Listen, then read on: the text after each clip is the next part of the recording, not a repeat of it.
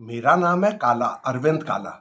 जब अमित शाह साहब ने हाल में फरमाया कि पूरे हिंदुस्तान को हिंदी की तरफ बढ़ना चाहिए और हिंदी का फैलाव होना चाहिए पूरे हिंदुस्तान में, तब मुझे ख्याल आया कि अमित शाह साहब आपको कितनी नासमझ है पूरे हिंदुस्तान के बारे में। अमित शाह साहब, आप जानते हैं कि हमारे जो टॉप स्टूडेंट हैं, जो इंजीनियर बनते हैं और डॉक्टर बनते हैं, ये 93% अंग्रेजी में इम्तहान ले रहे हैं। ये जेईई जॉइंट एंट्रेंस एग्जाम है ना, जो हिंदुस्तान का टॉप एग्जाम है। आईआईटी में घुसना है, डॉक्टर बनना है, स्पेस उसमें करना है, आर्टिफिशियल इंटेलिजेंस किसी भी उसमें, तो उसमें 12 लाख लड़के लड़कियों ने ये अपना रजिस्ट्रेशन करवाया हुआ, उसमें 93% अंग्रेजी में ले रहे हैं। अच्छा, इसका मतलब 7% रह गए ना, वो कोई गुजराती में ले रहा है, मलयालम में ले रहा है, तमिल में ले रहा है, बंगाली में ले रहा है, जो भी। ये हकीकत ये है।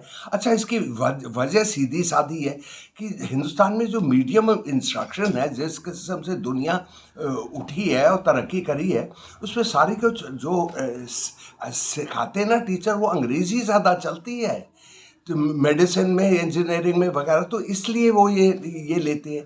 हालांकि इसमें मैं एक चीज़ कहना चाहूँगा ज़बान के सिलसिले में, इसमें दो दो राय नहीं है कि हिंदी तो हिंदुस्तान में हुकूमत करती है, क्योंकि 63 करोड़ लोग बोलते हैं हिंदुस्तान में, 45% हिंदी में बोलते हैं, यही नहीं, और हिंदुस्तानी में, और ये हिंदुस्तान और हिंदुस्तानी और मजबूत हो रही है।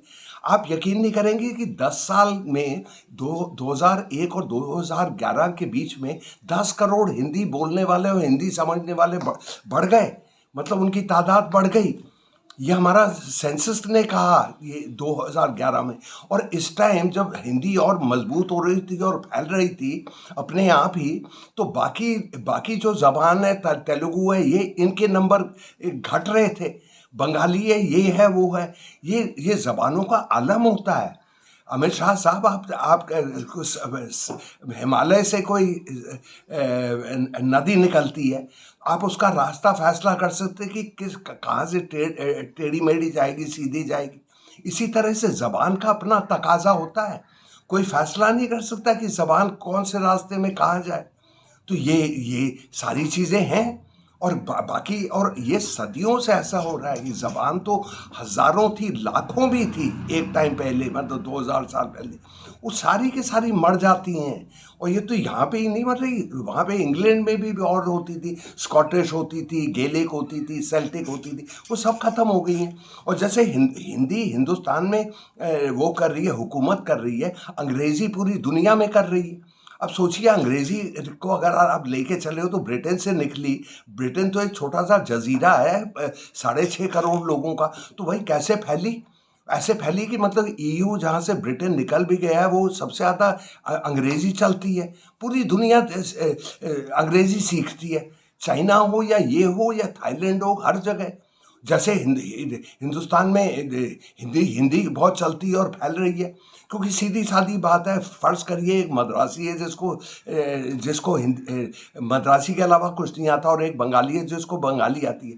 अगर उनकी आपस में मुलाकात हुए तो उन लोग बात करेंगे हिंदी में, टूटी फूटी, जो भी है, लड़की आता है और लड़का जाती है, जिस तरह से भी, तो ये जोड़ने वाली है। अच्छा, एक तो वजह इसकी ये भी है कि बम्बई जो फिल्म इंडस्ट्री हमारी है ना, हिंदी फिल्म्स, ये तो, इस पे तो पूरा हिंदुस्तान फिदा है। मद्रासी हो, बंगाली हो, इधर का हो, नागालैंड का हो, कोई हिंदी, बॉलीवुड सबसे बड़ी की फिल्म सबसे बड़े सबसे जुड़ाव लाती है और हिंदुस्तानी को मजबूती देती है। क्योंकि आप ये देखिए कि मद्रासी एक्टर की या मलयालम एक्टर की सबसे बड़ी आरजू ये रहती है कि बॉलीवुड में जाके उसका दाखिला हो जाए। और बॉलीवुड वाला जिसको मद्रासी फिल्म में जाना है या बंगाली फिल्म में जाना है, वो अब सोचता है कि यार मैं तो बदनसीब हूँ, मैं तो गया काम से। तो ये है, इसकी शान है। और जो एक वो सीधी सादी बात है कि जो बड़ी जबान है वो खा जाती है, बड़ा बड़ा होता जाता है और छोटा छोटा होता जाता है। जैसे अमेजोन बाकी अपने वो मुकाबले के वो दावेदार थे वगैरह, बिग बाजार वगैरह, सबको खा गया ना। जैसे सर्फ है, सर्फ डिटर्जेंट वगैरह, तो ये सारे कॉलगेट खा गए सबको। तो ये ऐसा होता है। अरे अमित शाह साहब और मोदी साहब, आप ही बस सब सब बीजेपी लीडरों को सबको निगल गए। मुरली मनोहर जोशी, इसको उसको सबको आपने किनारे कर दिया, क्योंकि आप बड़े होते जा रहे हैं, उसमें तो ये तो कबूल करना ही पड़ेगा, और बाकी छोटे होते जा रहे हैं। ये है, ये दुनिया का ये आलम है, और इस तरह से रहता है। अच्छा, अब फर्ज करिए ये, और जैसे मतलब इतनी लंबी ज़िंदगी में आदमी की 100 लोगों से मुलाकात होती है, तो आदमी देखता है कि तीन तीन पीढ़ी रह रही है एक घर में, और दादा बोल रहा है पंजाबी, लड़का बोल रहा है हिंदी, बच्चे बोल रहे हैं इंग्लिश। अब पूरे वो हिंदुस्तान में आप देखिए, मेरे अपने सोशल सर्कल में दिल्ली में या इधर उधर भी, उस घर में जो सारी गुफ्तगू होती है माँ बाप की आपस में और बीच में वगैरह, भाई बहन की वगैरह, अंग्रेजी में ही होती है। ऐसे लाखों ऐसे हैं जो पढ़े लिखे ठीक ठाक लोग हैं, और रेस्टोरेंट में अगर आप जाइए और सब लोग अंग्रेजी में ऑर्डर देते हैं, अगर आप वेटर को हिंदी में बोलेंगे तो वो वेटर सोचेगा कि इसके पास पैसे नहीं है। वो कमबख्त वेटर इसलिए सोचेगा क्योंकि उसको खुद अंग्रेजी नहीं आती ना, तो ये अंग्रेजी को ऐसी अहमियत देता है जो जो हम लोग नहीं देते अंग्रेजी बोलने वाले। और इसी सिलसिले में मैं एक छोटी सी चीज़ बताऊं, जहाँ तक ज़बान का आलम रहता है, हम लोग जैसे स्कूल में निकले सेंट कोलंबस से, इधर से ला मार्टिनेज से, सेंट जेवियर से, सेंट जॉन से, कहीं भी, तो हमारी उस शुरू में वो तालीम जो अंग्रेज़ी चलती है ना, मीडियम ऑफ इंस्ट्रक्शन, तो वही आपके दोस्त हो जाते हैं, वही आपके सब हो जाते हैं, तो पूरा आपका सोशल सर्कल ही वो हो जाता है। अब मैं अपनी तारीफ नहीं कर रहा, लेकिन ये मेरे साथ के नॉर्थ इंडियन लोग हैं, हिंदी बोलने वाले, जो बोल ही नहीं पाते हिंदुस्तानी जिस फर्राटे से जैसे मैं बोल रहा हूँ। वो सीधी सादी बात है उनकी, ये कसूरवार नहीं है वो। ऐसा है, जब लगातार अगर आप अंग्रेजी बोलेंगे तो आप हिंदुस्तानी हर चीज़ को प्रैक्टिस की ज़रूरत होती है ना। गुल्ली डंडा का हो या लूडो भी हो, आपको प्रैक्टिस की ज़रूरत होती है। तो अगर आप एक हिंदुस्तानी में कभी बात करेंगे ही नहीं, तो ये अब मैं ठीक ठाक बोल लेता हूँ, क्योंकि हमारे घर में तो हिंदुस्तानी में ही सब बात करते थे, तो आपस में हमें मज़ा भी ज़्यादा आता है। हालांकि मेरी अंग्रेज़ी सही है, मैं कियोस्क के लिए चाउस नहीं बोलता और लॉयर के लिए लैयर नहीं बोलता, लेकिन वो हिंदुस्तानी बहुत लोग बोल नहीं पाते, और ये ऐसा ऐसा है।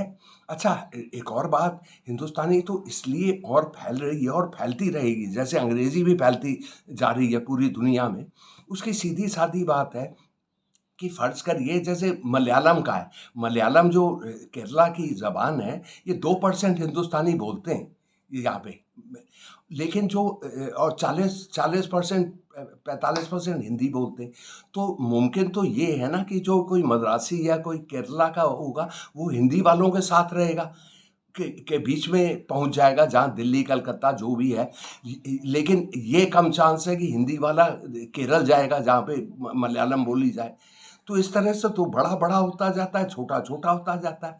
तो ये पूरी पूरी दुनिया का ऐसा आलम है, और ये इन लोगों को ये सोच लेना चाहिए। जैसे पता नहीं मैंने जिक्र किया या दोहरा तो नहीं रहा, जैसे अमेज़न बड़ा हो गया, छोटे हो गए वगैरह वगैरह, वो शायद मैं दोहरा रहा हूँ, अगर दोहरा रहा हूँ तो माफ़ करिएगा। तो इस तरह से रहता है इसका आलम। अच्छा, एक चीज़, अमित शाह साहब की एक थोड़ी-सी नफ़रत अंग्रेज़ी से इसलिए भी है क्योंकि वो खुद नहीं बोल पाते। हर वक़्त बोलते रहते, लेकिन मेरे ख़्याल से उनकी ज़ीरो है। लेकिन मैं दावे के साथ कहता हूँ कि उनके पोते-पोती होंगे, नवासा-नवासी होंगे, वो अंग्रेज़ी के स्कूल में जाते होंगे। अब वो कहेंगे अरविंद काला, तू साला गद्दारी कर रहा है, तू चाइना का जासूस है, ये कर रहा है, अब अदालत जाकर अपनी बेकसूरी साबित कर। यहाँ पे तो आदमी समझ नहीं आता कि करे क्या, परेशान रहता है आदमी यार। और मैं कुछ अच्छा जनाब, मेरे ख्याल से मेरे जाने का टाइम आ गया है, रुखसती का टाइम हो गया, तो और ये सब आप रसूखदार हैं सुनने वाले, सब मोची, हजाम, धोबी, सबको आप जानते हैं, तो उनको ये भेजिए मेरे ये मैं चूतिए की तरह ये वीडियो करता रहता हूँ, मेरी शोहरत तो बढ़ नहीं रही, तो आप प्लीज़ सबको भेजिए और मेरी शोहरत बढ़ाइए, ठीक है? अच्छा साहब, खुदा हाफिज़।